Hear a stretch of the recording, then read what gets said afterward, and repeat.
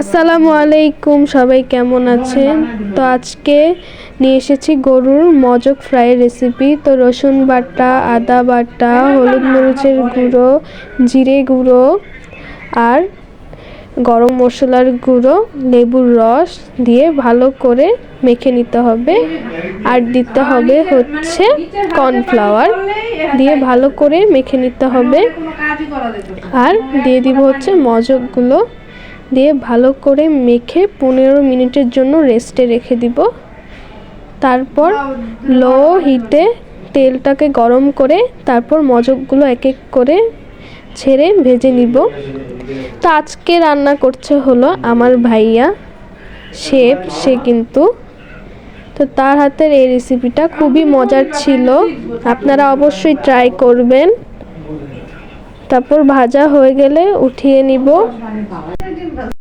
তো আমাদের ভিডিওটা যদি আজকে ভালো লাগে অবশ্যই লাইক, কমেন্ট, শেয়ার করবেন, পাশে থাকবেন, ফলো দিতে ভুলবেন না।